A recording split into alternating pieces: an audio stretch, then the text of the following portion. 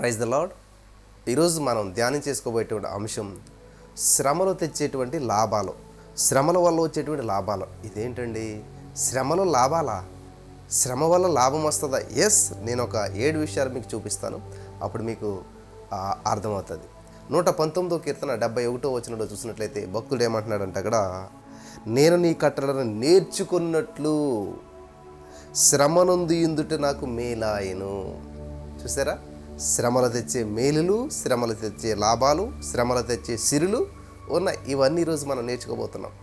స్తోత్రం దేవా, ఈరోజు యొక్క వాక్య వెలుగులో మమ్మల్ని అందరూ నడిపించి బలపరిచి, విత్తబడిచిన వాక్యం వ్యర్థం కాకుండా ప్రతిరోజున నాటబడి నూరంతల పంట అనుభవించిన కృప చూపించమని నజరుడైన యేసు నామములో ప్రార్థించినమే పొందుకున్నాం తండ్రి, ఆమేన్. చాలా అద్భుతమైనటువంటి అంశాన్ని ఈరోజు మనం ధ్యానిస్తున్నాము. చాలా జాగ్రత్తగా వినాలని ప్రభు పేరట మరీ నేను తెలియజేస్తూ ఉన్నాను. విధేయత ద్వారా యేసుక్రీస్తు ప్రభువారు 3 లోకాల్లో హెచ్చించబడ్డాడు. గమనిస్తున్నారా? ఈ సత్యాన్ని మీరంతా కూడా గమనించాలి.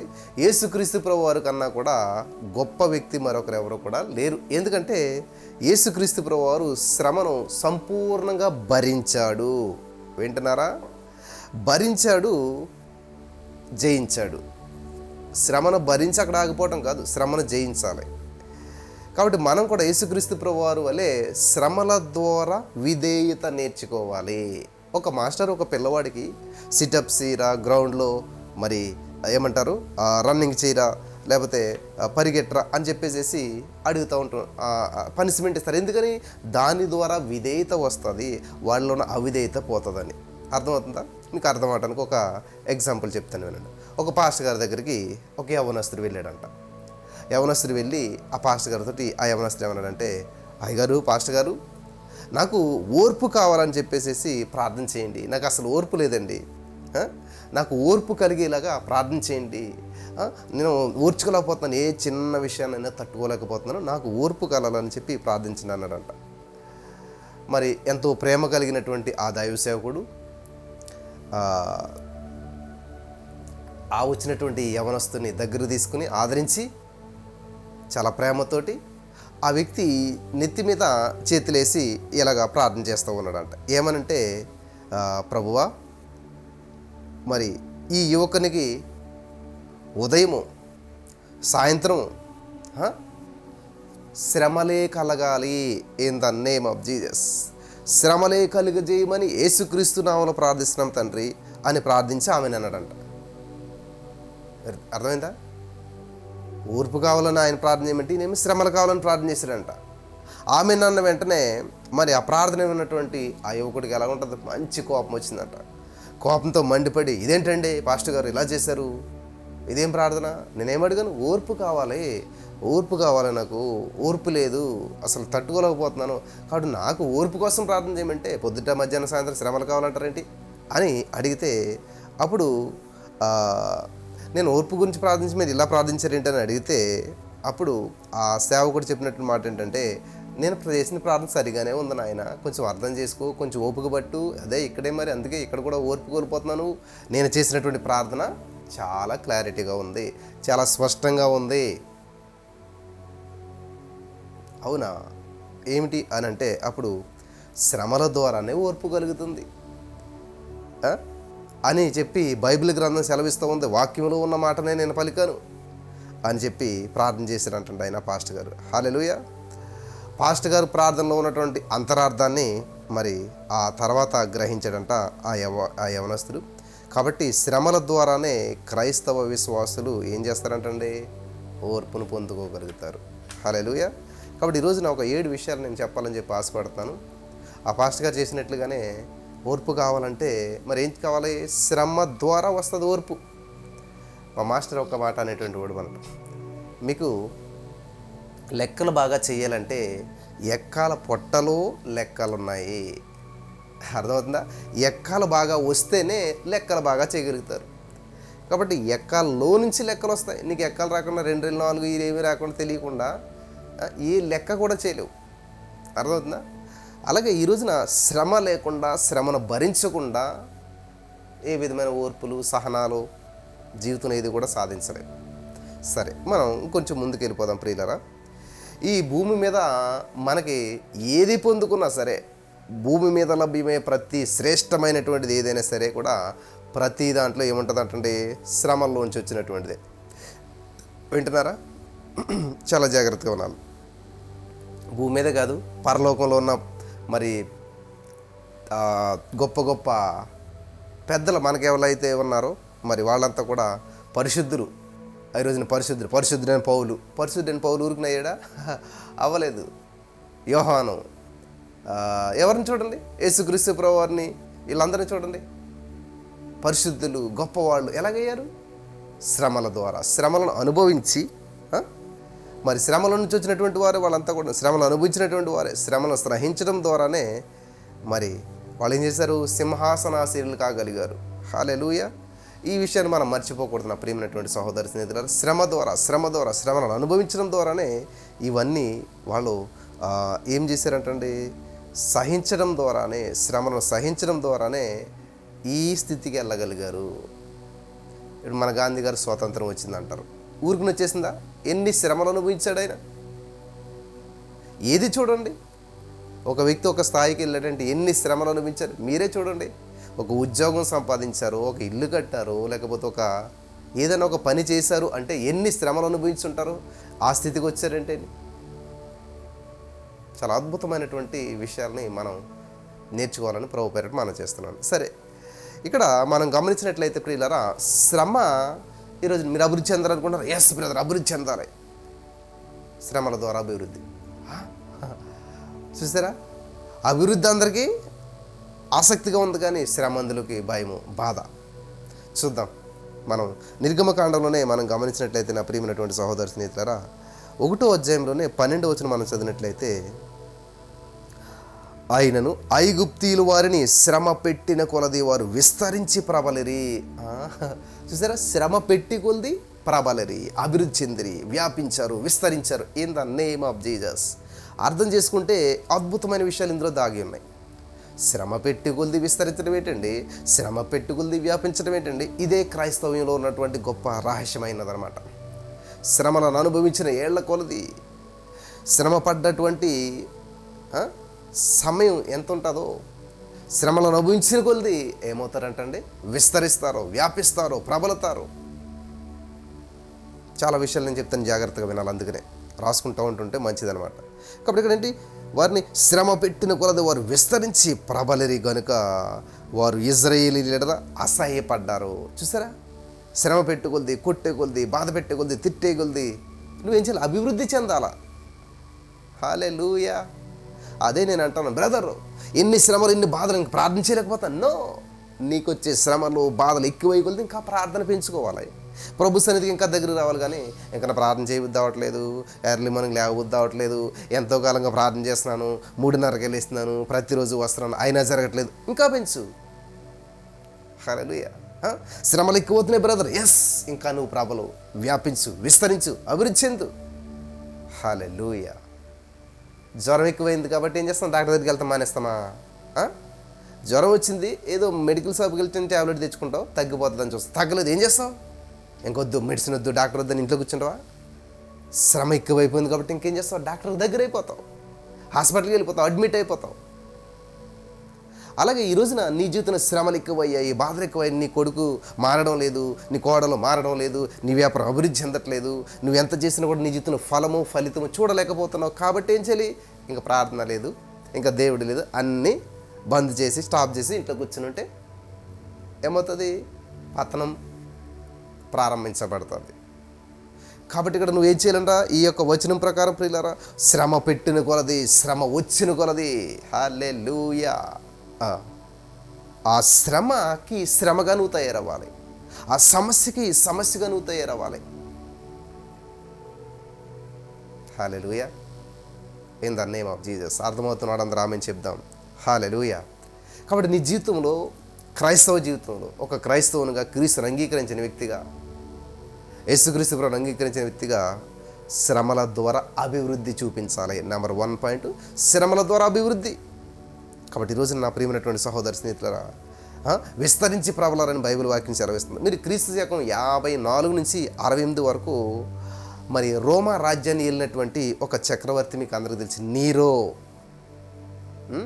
నీరో చక్రవర్తి ఏం చేశాడంటే క్రైస్తవులను బహుగా హింసించాడు.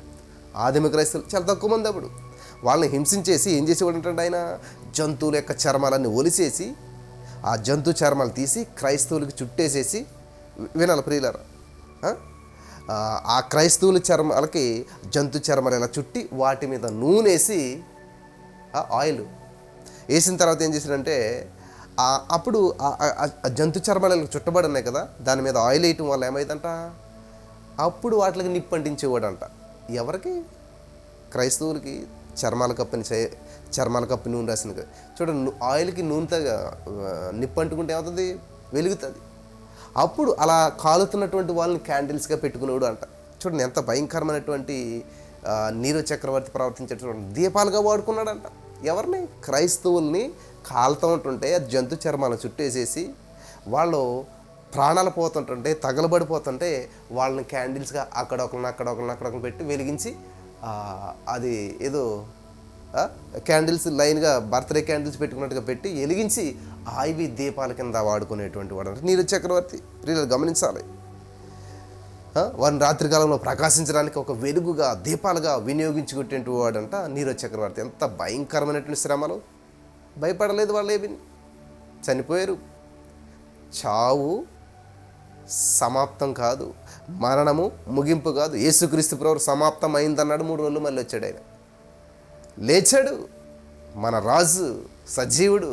హల్లెలూయా, దేవునికి స్తోత్రం. రాజులకు రాజు, మరణానికి రాజు, మృత్యుంజయుడు, జయించాడు.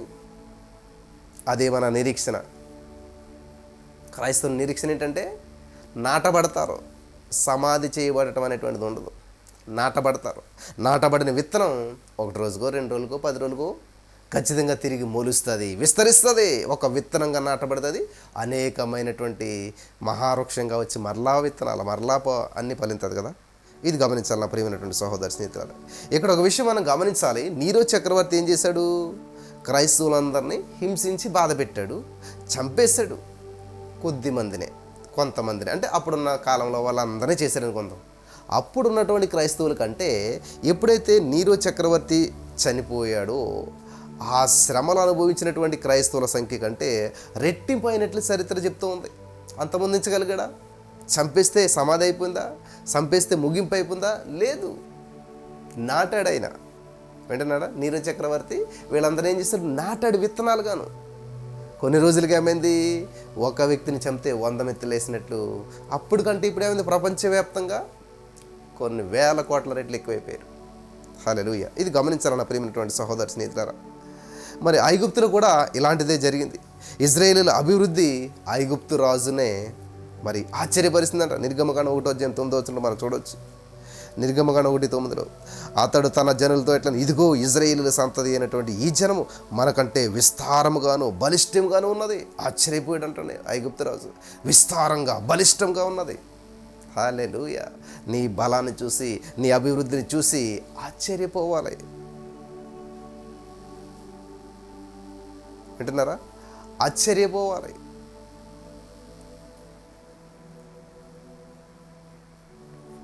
కాబట్టి ఆంధ్రప్రదేశ్లో ఉన్నటువంటి, తెలుగు రాష్ట్రాల్లో ఉన్నటువంటి క్రైస్తవుల యొక్క అభివృద్ధికి ఏం చేస్తే బాగుంటుందో మీకు అర్థమైందా? ఇప్పుడు ఏం చేస్తే బాగుంటుందో అర్థమవుతుందా?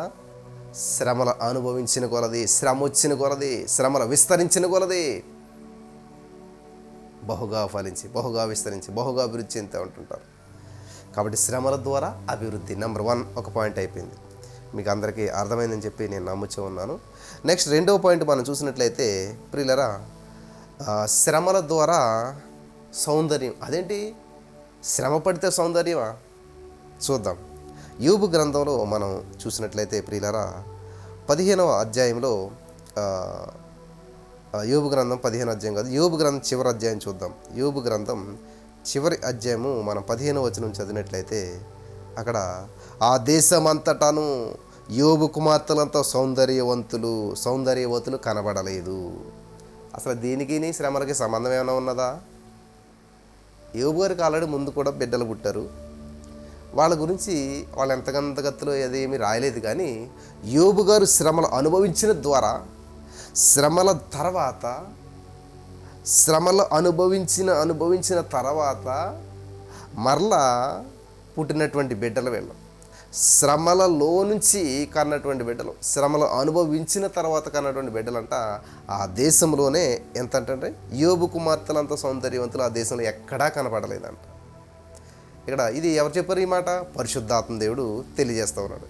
ఇదేదో బ్యూటీ క్వీన్స్ ఎంపిక లాంటిదని చెప్పి భావించకండి. ఇది పరిశుద్ధాత్మ దేవుని ఎంపిక. వింటున్నారా? గమనించాలి. మిస్ వరల్డ్, మిస్ ఇండియా ఇట్లాంటి కాదు, కానీ అంతకు మించినటువంటిది అనమాట. దేవుని పరిశుద్ధాత్మ దేవుని యొక్క ఎంపిక ఇదంతా కూడా. ఈ ఎంపికలో యోబు కుమార్తెలే ఏం చేశారంటే గెలిచారు.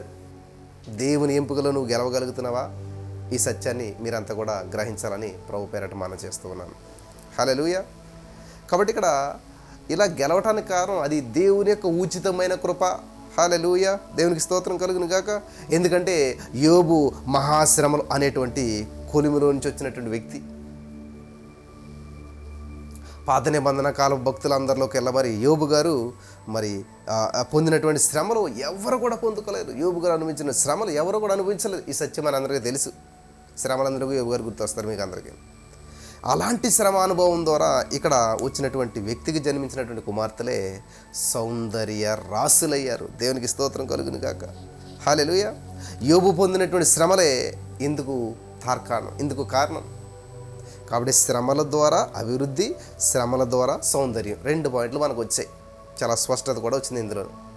జాగ్రత్తగా వింటున్నారు కదా? సరే నా ప్రియమైనటువంటి సహోదరి స్నేహితులారా, కాబట్టి మీకు అందరికీ ఈజీగా అర్థం అవడానికి ఒక ఎగ్జాంపుల్ చెప్తాను. ఇక్కడ మీరు గమనించినట్లయితే నాటి నవాబుల నుంచి నేటి దొరబాబుల వరకు, రాజుల వరకు, అధికారుల వరకు అందరికీ మరి ఒకటంటే చాలా ఇష్టం అన్నమాట. వారి యొక్క వస్త్రాలపై మరి అలంకారంగా ఒకటి దాన్ని పెట్టుకుంటూ ఉంటుంటారు. ఏంటంటారు? గులాబీ పువ్వు. అబ్బా, రోజ్ చాలా ఇష్టం. అది ఇష్టపడిన వాళ్ళు ఎవరు ఉండరు? గులాబీ మొక్కలు అందరూ పెంచుతారు. నేను కూడా చాలాసార్లు చాలా పెంచాను. ఇప్పుడు కుదరగా పెంచట్లేకపోతున్నాం, కానీ చాలా ఇష్టం. అందులో రకరకాల గులాబీలు ఉంటాయి. ఏ రకాల గులాబీలు వచ్చినప్పటికీ కూడా, ఎటువంటి గులాబీ వచ్చినా కూడా ఆ గులాబీ చెట్టుని మీరు గమనించినట్లయితే గులాబీ చెట్టు పువ్వు ఎక్కడ ఉంటుంది? చివర ఉంటుంది. కానీ ఆ గులాబీ చెట్టుకి ముందేమొస్తాయి? ముళ్ళు వస్తాయి. చెట్టు అంతా ముళ్ళే ఉంటుంది, చివర ఉంటుంది ఫ్లవర్.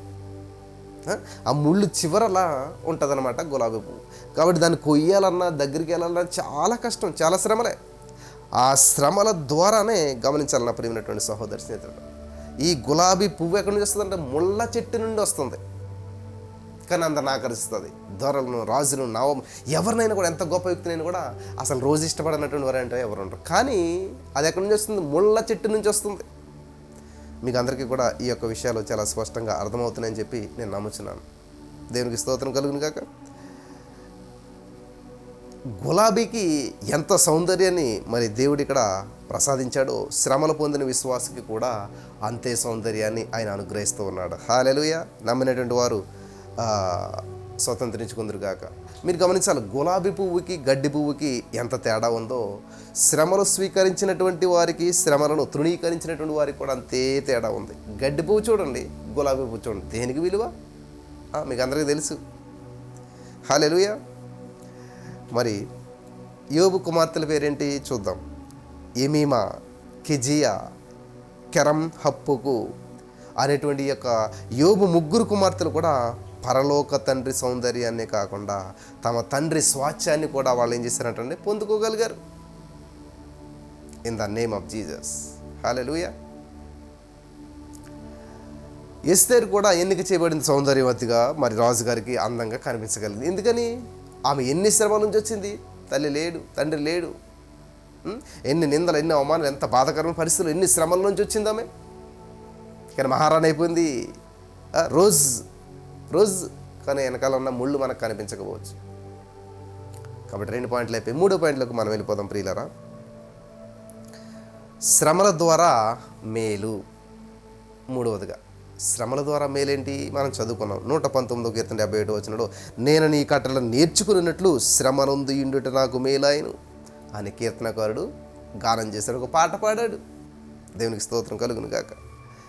శ్రమ కలగక మునుపు, కలిగిన తర్వాత అనేటువంటి రెండు యొక్క అనుభవాలు ఈ యొక్క కీర్తనలో మనం గమనించగలుగుతూ ఉన్నాం. శ్రమ కలగక మునుపు నేను త్రోవ విడిచితిని. వింటున్నారా? శ్రమ లేనప్పుడు విడిచిపెట్టేశాడంట. శ్రమ లేనప్పుడు విడిచిపెట్టేశాడంట. గమనించాలి నా ప్రియమైనటువంటి వాళ్ళరా. ప్రస్తుతం అనగా ఇప్పుడు శ్రమ కలిగిన తర్వాత నాకు మేలు జరిగింది అంట ఉన్నాడు. కట్టడలన్నీ నేర్చుకుంటున్నాను అంటున్నాడు. In the name of Jesus కట్టడలన్నీ నేర్చుకున్నాను. కాబట్టి నేటి క్రైస్తవ విశ్వాసులు శ్రమలలో మేలు దాగి ఉన్నది అని గ్రహించాలి. మేలు ఉన్నది అని గ్రహించాలి. అస్సలు ఇష్టపడం మనకు శ్రమలు అంటే శ్రమలు కావాలని ప్రార్థించమని నేను చెప్పట్లేదు, కానీ శ్రమల గుండా వెళ్తూ ఉన్నప్పుడు దీని వెనకాల ప్రతి అన్యులు నమ్ముతారండి. కీడు వెనక మేలుంది, కీడు వెనక మేలుంది అంటే శ్రమ వెనకాల ఏదో ఆశీర్వాదం దాగిందని చెప్పి వాళ్ళు నమ్ముతూ ఉంటుంటారు. కాబట్టి క్రైస్తవులు కూడా శ్రమలో మేలుందని చెప్పి గ్రహించాలి. శ్రమల్లో దాగినటువంటి మేలు ఏమిటో, ఎటువంటి మేలులో ఎవరిని అడగాలి మనం? మరియ మార్తలకు బాగా తెలుసు. ఎందుకంటే తమ్ముడు చనిపోయాడు అని ఏడిపోయి బాధ. ఆ లాజరుకు వచ్చిన శ్రమను చూసి వాళ్ళు ఎంతగానో నలిగిపోయారు. చనిపోయాడు ఇంకా ఆయన, ఇంకా అయిపోయింది. వాళ్ళు ఎంత బాధను అనిపించేశారు.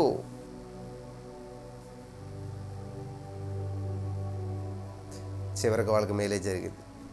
యోబు గారిని, యోబు భక్తుడు చెప్పినట్లుగా దేవుడు మన శ్రమల్లో తూచి ఇస్తాడంటండి. గమనించాలి. యోబు గ్రంథం 6వ అధ్యాయం మీరు గమనించినట్లయితే, యోబు గ్రంథం 6వ అధ్యాయం 2వ వచనంలో, నా దుఃఖము చక్కగా తోచబడును. హల్లెలూయా. దాని సరిచూచుటకై నాకు వచ్చిన ఆపద త్రాసులో పెట్టబడును గాక. అబ్బా, తూస్తా ఉన్నాడంట. ఎవరు పట్టించుకోవట్లేదు నా శ్రమలు అనుకుంటున్నావా? ఎవరు చూడట్లేదు అనుకుంటున్నారా? తూకం వేస్తున్నాడంట నీకు వచ్చినటువంటి శ్రమలు. యోబు గారిని అడగండి. శ్రమలు తూచిస్తాడంట దేవుడు. దేవుడు మన శ్రమలను నియమిస్తాడంటండి. దేవునికి స్తోత్రం కలుగును గాక. యోబు గ్రంథం 7వ అధ్యాయం 51వ వచనం మీరు చదువుకున్నట్లయితే అక్కడ కూడా మనకి యోబు గ్రంథం 7వ అధ్యాయం 21వ వచనం, నీవేళ నా అతిక్రమను పరిహరింపు, నా దోషము నేల క్షమింపు, నేను ఇప్పుడు మట్టిలో పండుకునేదను, నీవు నన్ను జాగ్రత్తగా వెతికదువు గాక, నేను లేకపోదును.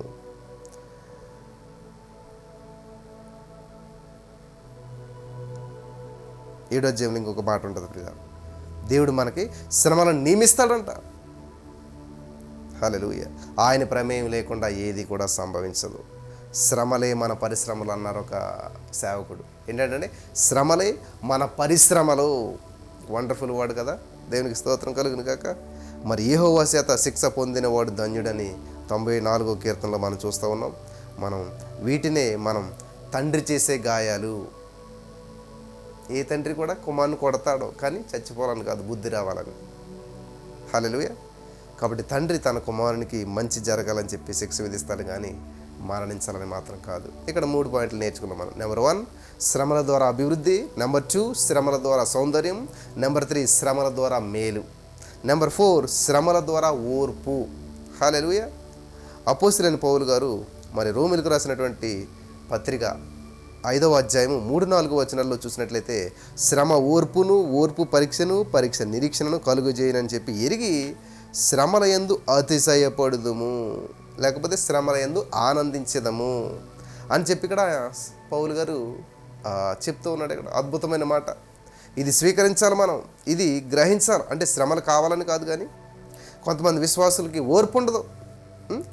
ఎవరి మీద అంటే వారి మీద ఏం చేస్తారు, నిష్కారణంగా విరుచుకు పడుతూ ఉంటుంటారు, తొందరపడుతూ ఉంటుంటారు, కోపపడుతూ ఉంటుంటారు, బీపీ ఎక్కువ చేసుకుంటూ ఉంటుంటారు. అలాంటి వారికి ఓర్పు శ్రమల ద్వారా కలుగుతుంది అనమాట. అలాంటి వాళ్ళకి ఓర్పు శ్రమల ద్వారా కలుగుతుంది. ఓర్పు కలిగించడానికి శ్రమ అనేటువంటి మాత్రను మింగాలి. మరి అది జబ్బుని నయం చేస్తుంది. గమనించారా? ఓర్పు కావాలంటే శ్రమ అనే మాత్రను మింగాలి. అప్పుడు ఆ జబ్బును నయం చేస్తుంది అనమాట. ఇందాక చూసాం, ఒక యవనస్తుడు ఏం చేశాడు, ఓర్పు కావాలంటే పాస్టర్ గారు ఏం చేశాడు, శ్రమలు కావాలి దేవా ఈ బిడ్డకి, పొద్దుట మధ్యాహ్నం సాయంత్రం శ్రమలు ఇచ్చినందుకు వందనాలు దేవాన్ని ప్రార్థన చేస్తే అప్పుడు ఆ శ్రమల మాత్రలు మింగాక ఓర్పు వచ్చింది, ఆరోగ్యం వచ్చింది అనమాట. హల్లెలూయా. సో మీకు అందరికీ అర్థమైందని చెప్పి నమ్ముతున్నాను. శ్రమలు ఏం చేస్తాయంటే మనకి ఓర్పు తెచ్చిపెడతాయి. శ్రమల ద్వారా ఓర్పు వస్తుంది. నెక్స్ట్ 5వ విషయం మనం చూసినట్లయితే శ్రమల ద్వారా విధేయత. విధేయత. దేవునికి స్తోత్రం కలుగును గాక. మన హెబ్రీ పత్రిక 5వ అధ్యాయం 8వ వచనం మనం చూసినట్లయితే ఆయన అనగా యేసుక్రీస్తు ప్రభువారు కుమారుడయ్యుండి తాను పొందిన శ్రమల వలన విధేయత నేర్చుకునెను. ఏంటి, యేసుక్రీస్తు ప్రభువుకి విధేయత లేదా? శ్రమల ద్వారానే విధేయత నేర్చుకోవాలా? దేవుడు కుమారుడు అయ్యిండు కూడా ఆయన ఏం చేసినాడు? శ్రమల ద్వారా విధేయత నేర్చుకున్నట్టు ఇక్కడ యాకోబు హెబ్రీ పత్రిక మనకి రాసినట్లుగా మనం చూస్తూ ఉన్నాం. హల్లెలూయా. హెబ్రీ పత్రికలో యేసుక్రీస్తు ప్రభువు శ్రమల ద్వారా విధేయత నేర్చుకుంటే మరి మన మాట ఏంటి, మన సంగతి ఏంటి? ఆలోచించారా నా ప్రియమైనటువంటి సహోదర స్నేహితులారా? గమనించాలి ప్రియులారా. ఎంతవరకు విధేయత చూపించాడో పౌలు భక్తుడు తెలుపుతూ ఉన్నాడు స్పష్టంగా. హెబ్రీ పత్రిక రాసిన పౌలు గారు కదా, హెబ్రీ పత్రిక తెలియజేస్తూ ఉన్నాడు. కాబట్టి సిలువ మరణం పొందినంతగా విధేయత చూపిన వాడు తనను తను తగ్గించుకొనెను. ఎంతగా విధేయత చూపించాడంట? సిలువ మరణం పొందినంతగా విధేయత. తండ్రి నాకు వద్దు తప్పించిదేవా అన్నాడా యేసయ్య? మళ్ళీ అన్నాడు, నో నో నో, ఒబిడియంట్, నీ చిత్తమే జరగాలి, నేను ఒబిడిపోతాను, నేను విధేయత చూపించేస్తాను, ఈ శ్రమ నేను గుండె వెళ్ళిపోతాను, ఈ శ్రమ నేను అనుభవిస్తాను. హల్లెలూయా. దేవునికి స్తోత్రం కలుగును గాక. కాబట్టి అందుచేతనే పరలోకమందున్న వారిలోను, భూమి మీద ఉన్న వారిలోను, భూమి కింద ఉన్న వారిలోను ప్రతి నాలుక, ప్రతి మోకాలు యేసు నామమున వంగునట్లుగా దేవుడు ఆయనను అధికముగా హెచ్చించిన. ఫిలిప్పీ 2:8-11 వచనాలు. భూలోకం, పరలోకం 2 లోకాలు మనకు తెలుసు. పాతాళం ఉంది కదా, అన్ని లోకాల్లో, ముల్లోకాల్లో, 3 లోకాల్లో యేసుక్రీస్తు ప్రభువుని దేవుడు హెచ్చించాడు. ఆయన నామమున ప్రతి మోకాలు వంగవలసిందే. హల్లెలూయా. ఇక్కడ కొన్ని విషయాలు మనం గమనించాలి. అవి ఏమిటంటే శ్రమ ద్వారా విధేయత, విధేయత ద్వారా మరి ఉన్నత స్థితి లభిస్తూ ఉన్నది. హల్లెలూయా. విధేయత ద్వారా యేసుక్రీస్తు ప్రభువు 3 లోకాలలో హెచ్చించబడ్డాడు. యేసుక్రీస్తు ప్రభువు కన్నా గొప్పవాడు మరొకరు ఎవరో లేరు. ఎందుకంటే యేసుక్రీస్తు ప్రభువు శ్రమలను సంపూర్ణంగా ఏం చేశాడంటే భరించినటువంటి వాడు. మనం కూడా యేసుక్రీస్తు ప్రభువు వలె శ్రమల ద్వారా విధేయత నేర్చుకోవాలి. విధేయత, ఈ సత్యాన్ని మీరు గమనించాలి. సాధు సుందర్ సింగ్ గారి గురించి మీకు అందరికీ తెలుసు. కాషాయ వస్త్రాలు వేసుకుని దేవుని పరిచర్య చేసి ప్రపంచంలోని గొప్ప పేరును, ప్రఖ్యాతను పొందినటువంటి వాడు ఆయన. ఆయన ఏం చేశారంటే నా ప్రియమైనటువంటి సహోదరి స్నేహితులారా, టిబెట్ ప్రాంతం అనేటువంటిది చాలా శ్రమలు కలిగినటువంటి ప్రాంతం అంటండి. ఆయన ప్రార్థన ఎలా ప్రార్థన చేసేవాడంటే, ప్రార్థించినప్పుడు ప్రభువా శ్రమలు కలిగినటువంటి టిబెట్ ప్రాంతానికి నన్ను పంపు అని ప్రార్థించేవాడంట. వింటున్నారా? శ్రమలు ఉన్నటువంటి టిబెట్ ప్రాంతానికి పంపించు. ఇక్కడ అందరూ సువార్త ప్రకటన అంతా బాగానే ఉంది, కానీ నన్ను టిబెట్ ప్రాంతానికి పంపించు, శ్రమలు కలిగినటువంటి టిబెట్ ప్రాంతానికి. ఒక్కసారి మన ప్రార్థన ఎలా ఉంటుంది? దీనికి వ్యతిరేకంగా ఉంటుంది. ప్రభువా శ్రమలు ఉన్న టిబెట్ వంటి ప్రాంతాలకు నన్ను పంపించొద్దు, అక్కడ చాలా శ్రమలు ఉన్నాయి దేవా, అటువంటి ప్రాంతానికి నన్ను పంపించొద్దు అని ప్రార్థించేవారు కదా. అలా ప్రార్థించేవారు లేరా? ప్రభా నాకు ఆ శ్రమలున్నాయి, ఉద్యోగం వద్దు, శ్రమలున్నాయి, ఇంట్లో వద్దు, శ్రమలున్నాయి, భర్త వద్దు, శ్రమలున్నాయి, ఇబ్బంది వద్దు, శ్రమలున్నాయి, ఈ వ్యాపారం వద్దు, శ్రమలున్నాయి. శ్రమలు లేనటువంటిది మంచిది మంచిది మంచిది కదా. కానీ సాధు సుందరం గారు చూడండి, శ్రమలున్న టిబెట్ ప్రాంతానికి నన్ను పంపు, ఐఆమ్ రెడీ. దేవునికి స్తోత్రం కలుగును కాక. ఎందుకంటే శ్రమలు తెచ్చే లాభాలు ఆయనకి తెలుసు, శ్రమలు తెచ్చే సిరుల గురించి ఆయనకి తెలుసు, శ్రమల ద్వారా వచ్చే ఆశీర్వాదాల గురించి ఆయనకి తెలుసు. కాబట్టి శ్రమలున్న టిబెట్కి నన్ను పంపించు. మనమైతే శ్రమలున్న టిబెట్కి మాత్రం నన్ను పంపొద్దేవా, శ్రమలున్న టిబెట్కి నన్ను వద్దుదేవా, నన్ను క్షమించుదేవా, ప్లీజ్ దేవా, అటువంటి ప్రదేశానికి నన్ను వద్దు కదా. కానీ ఆయన అలా చేయలేదు. Thank you Jesus. హల్లెలూయా. ఇక్కడ హెబ్రీ పత్రికలు ఇంకొక సత్యము మనకి రాసి ఉన్నది, అది మనం చదువుదాం. 12వ అధ్యాయం 8వ వచనంలో ఉన్నట్లయితే ఒక సత్యం. ఇక్కడ మనకి శ్రమల ద్వారా విధేయత. ఆ 5 పాయింట్లు అయిపోయి ఇంకా 2 పాయింట్లు ఉన్నాయి, చెప్పి నేను ముగిస్తాను. ఇప్పుడు మనం నేర్చుకోబోయేటువంటి పాయింట్ ఏంటంటే 6వ పాయింట్, శ్రమల ద్వారా కుమారత్వం. కుమారత్వమా? శ్రమలుంటేనే కుమారులు అవుతారా? ఎస్, ఒకసారి చూద్దాం. హెబ్రీ పత్రిక 12వ అధ్యాయం, కుమారులైన వారందరూ కూడా శిక్షలో పాలు పొందుచున్నారు, మీరు పొందని ఎడల దుర్బీజులే కానీ కుమారులు కాదు. శ్రమ లేకపోతే మీరు కుమారులు కాదు, దుర్బీజులు, అక్రమ సంతానం అన్నట్టు మాట్లాడుతున్నాడు హెబ్రీ పత్రికలో. జాగ్రత్తగా వినండి. కుమారులైన వారంతా కూడా శిక్షలో పాలు పొందుతూ ఉన్నారు, మీరు పొందకపోతే దుర్బీజులు అంటున్నాడు, హెచ్చరిక చేస్తూ ఉన్నాడు. ఇక్కడ 2 విషయాలు ఉన్నాయి, కుమారులు, దుర్బీజులు. కుమారులు, దుర్బీజులు. దుర్బీజము అంటే ఏంటి? దుర్ అంటే చెడ్డ, బీజం అంటే చెడ్డ బిడ్డలో. ఆ? మీరు పిల్లల్లా ఉన్నారేమో కానీ పిల్లలు కాదు, చెడు సంతానం మీరంతా కూడా అన్నట్టుగా చెప్తున్నాడు అనమాట. కాబట్టి ఈ వచనంలో మనం రెండు విషయాలు మనం గమనిస్తాం. దేవుని కుమారులుగా మనం ఎప్పుడు చేయబడ్డామో గుర్తుందా ప్రియులారా? యోహాను సువార్త 1:12 మనం చూసినట్లయితే, ఎందరో ఆయన యందు విశ్వాసం ఉంచామో, యేసుక్రీస్తు ప్రభువును అంగీకరించినప్పుడు ఈ కుమారత్వం మనకు లభించేసింది. నమ్మితే చాలు దేవుని బిడ్డలు అయిపోతాం మనం. నమ్మకం ద్వారా దేవుని సన్నిధిలో స్వీకరించబడతాం. దేవునికి స్తోత్రం. అంగీకారంలో ఆశీర్వాదం లభించేసింది. ఆశీర్వాదం లభించాలంటే ఈజీ, అంగీకరిస్తే చాలు, యేసు ప్రభు ఉప్పు వేసుకుంటే చాలు, వెంటనే ఆశీర్వాదం ఈజీగా వచ్చేస్తుంది. కానీ ఆయన కుమారులముగా మనం శ్రమల పాలు పొందాలి, శ్రమలో పాలు పొందాలి. పొందనటువంటి వారు కుమారులు కాదంట, దుర్బీజులు అనగా అక్రమ సంతానం, క్రమమైన సంతానం కాదు. కాబట్టి ఈ శిక్షాఫలం ఏంటో మనం చూసినట్లయితే హెబ్రీ పత్రిక 12:10 మనం చూసినట్లయితే, ప్రియులారా, వారు కొన్ని దినముల మట్టుకు తమకిష్టము వచ్చినట్లు మనల్ని శిక్షించిరి, కానీ మనము తన పరిశుద్ధతలో పాలు పొందవలనని మన మేలు కొరకే ఆయన శిక్షించుచున్నాడు. మన మేలు కొరకే. హల్లెలూయా, దేవునికి స్తోత్రం కలుగును గాక. కాబట్టి ఈ శిక్షను మన జీవితంలోనికి దేవుడు ప్రవేశపెట్టాడు. మనకు శ్రమ కలిగితే అది పరీక్ష కొరకు వచ్చిందని భావిస్తాం కదా. మనకు శ్రమ వచ్చిందనుకో, దేవుడు ఏదో పరీక్ష, దేవా పరీక్ష పాస్ అవడానికి సహాయం చేయంటాం. అదే ఇతరులకు శ్రమ వస్తే ఏమంటాం? ఏం పాపం చేశాడు, ఈ శిక్ష వచ్చింది, ఏం పాపం చేశాడో, ఏ తప్పు చేశాడో, ఇటువంటి శిక్ష వచ్చింది అని చెప్పి అనుకుంటాం. నో, మనకు వస్తేనేమో పరీక్ష, ఎదుటికి వచ్చినేమో పాపమా? నో నో నో, అలా భావించడం మన దౌర్భాగ్యం అనమాట. మన దౌర్భాగ్యం, అది మంచిది కాదు. దేవుడు తన పిల్లలను పరీక్షించే ఏకైక పద్ధతి శ్రమ. కనుకనే మనం శ్రమను తృణీకరించరాదు. చివరిగా ఇంకొక విషయం చెప్పి నేను ముగిస్తాను నా ప్రియమైనటువంటి వాళ్ళరా. శ్రమల ద్వారా ఘనత, శ్రమల ద్వారా గొప్ప. చివరిది 7వ పాయింట్, శ్రమల ద్వారా ఘనత. అపోస్తలుడైనటువంటి పేతురు గారు రాసినటువంటి మొదటి పత్రికలో మనం చూసినట్లయితే, యేసుక్రీస్తు ప్రభువారు ప్రత్యక్షమైనప్పుడు మీకు మెప్పును మహిమయు ఘనతయు కలుగుటకు కారణమగునని ఆయన మొదటి పేతురు పత్రికలో మనం చూస్తూ ఉన్నాం. శ్రమ సహించినటువంటి వారికి 3 బహుమతులు లభిస్తాయి. జాగ్రత్తగా గమనించాలి. వింటున్నారా? మహిమా ప్రభువు మాకు దేవా, మీకే మనం ప్రార్థన చేస్తూ ఉంటుంటాం. ప్రతి పునరుత్థాన దినంలో మనం దేనినైతే ప్రేమతో ప్రభుకు ఆరోపిస్తామో దానిని శ్రమ పొందినటువంటి ఆయన పిల్లలకు దేవుడు తిరిగి తన రాకడలో, పునరాగమంలో ప్రసాదించబోతున్నాడని గమనించాలి. ఇక్కడ శ్రమల ద్వారా ఘనత లభిస్తుంది. స్తెఫను విషయం మీరు గమనించారా? హతసాక్షిగా ఆయన పరలోక రాజ్యానికి వెళ్ళిపోతున్నప్పుడు జరిగినటువంటి 3 విషయాలు అపోస్తల కార్యంలో రాయబడిన 3 విషయాలు ఇక్కడ. నెంబర్ 1 చూద్దాం. అపోస్తల కార్యం 7:58 మీరు చదివినట్లయితే, స్తెఫను చనిపోతే ఏం చేశాడు? దేవుని మహిమని చూశాడంట. నెంబర్ 1. నెంబర్ 2, యేసుక్రీస్తు ప్రభువు కుడి పార్శ్వం ముందు నిలిచి ఉండేది చూశాడంట. ఫస్ట్ దేవుని మహిమను చూశాడు, యేసు ప్రభువు కుడి పార్శ్వం నిలిచి ఉండేది చూశాడు. శ్రమ పొందినటువంటి తమ పిల్లలను స్వీకరించడానికి యేసు ఎప్పుడు నిలిచి ఉన్నాడో, నిలిచి చూస్తూ ఉన్నాడో, ఇది సత్యం. నెక్స్ట్ 3వది, ఆకాశం తెరవబట్టం చూశాడంట. కాబట్టి స్తెఫను విషయంలో భూమి మీద అన్ని మూయబడ్డాయి, ఇక్కడ అన్ని ద్వారాలు మూయబడ్డాయి, కానీ పరలోకం తెరవబడి ఉన్నట్లుగా ఇక్కడ మనం గమనిస్తూ ఉన్నాం. హల్లెలూయా.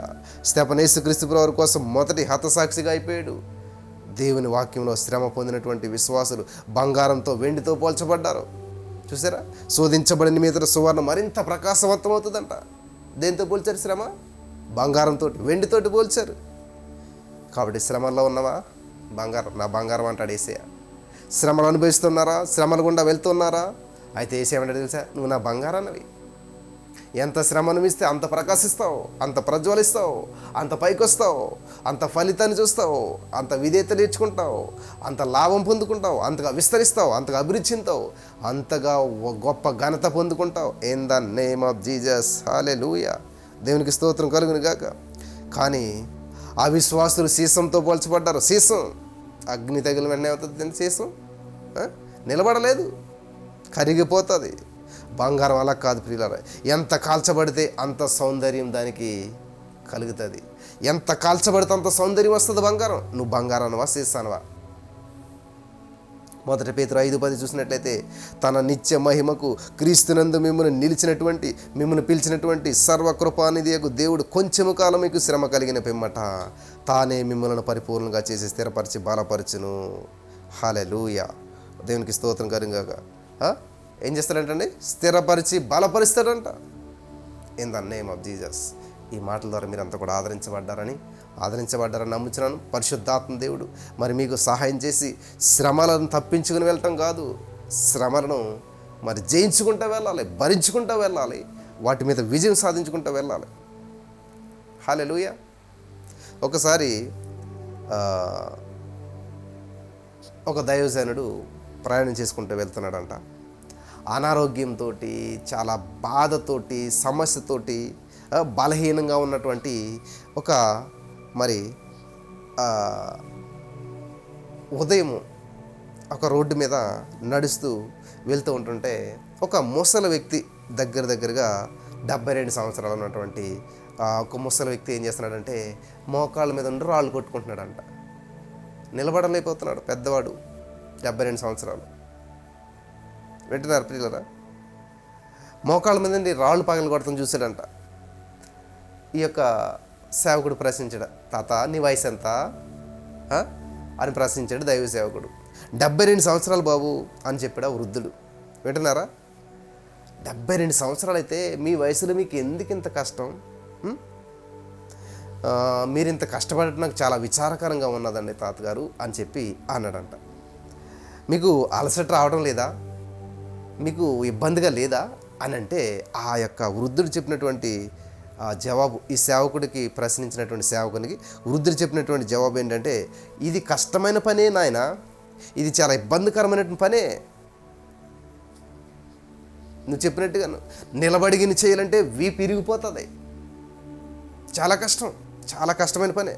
నిలబడి చేస్తూ ఉంటుంటే వీపు అంతా విరిగిపోతుంది, అలసిపోతాం. గమనించాలి నా ప్రియమైనటువంటి సహోదరులు.